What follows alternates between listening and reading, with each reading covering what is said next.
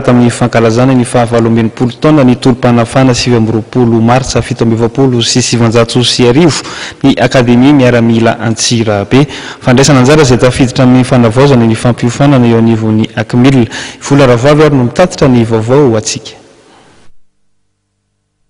Teto Moramanga no nankalazany fahavaloambinipolo taona ny tolom-pahavinafahana 20 martsa 1790 ny mpianatra ao Manamboninaitra ao amin'ny akademia miaramila Antsirabe. Samba ny teo amin'ny tantaran'ny sekoliny nisy ny fandraisana anjara toy izao.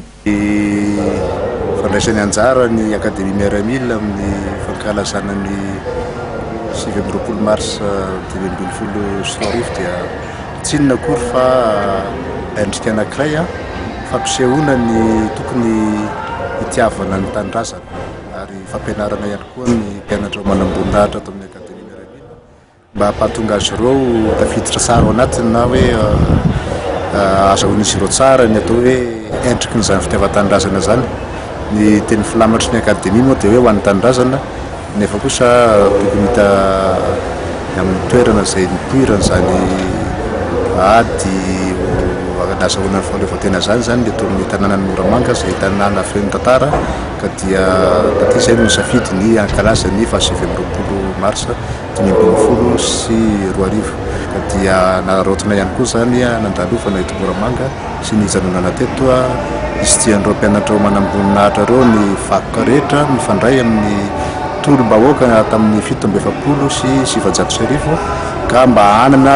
tanora Manamboninaitra malagasy tia tanindrazana tokoa tsika ny rinany. Tafiditra amin'ny fanavozana ny fampiofanana ao amin'ny akademia miaramila Antsirabe nanomboka ny 13 martsa teo dia nanao fanazarantena momba ny fiarovana ny ambanivohitra teo amin'ny faritra Analamanga sy Alotra Mangoro ny mpianatra 720 ao amin'ny akmil tanany andian'ny fahirina amin'ny telopolo fa 7 amin'ny telopolo ary fa 7 amin'ny telopolo ny andian'ny fa 9 iraisam-piadiana ary ny andian'ny fa 1 amin'ny 20 amin'ny peloton spécial. Tauriny lanonam-pankalazana ny fa 20 martsa 1790 teto Moramanga nitohy tany amin'ny faritra Tsinanana ny fanazarantena amin'ny mpianatra ho an'ny Manamboninaitra. Izy tokoa ny fianarana ara-miaramila ary zany fianarana ara-miaramila zany dia matetika misy fanazarantena ahafahana izany manao évaluation na mahafantatra hoe atraiza tokoa ny fahaiza-manao sy ny izay tavela amin'izay fampianarana ndraisin'izy ireo tamin'ny akademia miaramila ka tsika moa zany eto Madagasikara sy maintsy mahafantatra ny faritra isan-karazany eto Madagasikara ny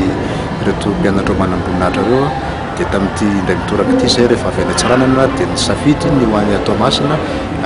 misy atao hoe présentation dynamique ho atao zany ny 2 avril ho avy zao izay fanazarantena lehibe andraisan'ny tafika tanety ny sy ny tafika napakapaka anjara eo amin'ny tanànan'ny Toamasina. Farimbona 2024 ny antsoina ny fanazarantena iraisan'ny tafika tanety an-dranomasina ary anapakapaka tanterahana ny Toamasina ary andraisan'ny mpianatra akmil anjara ny alakamisy 2 aprily zao no anatotosana ny farimbona 2024. Nankalaza ny 20 martsa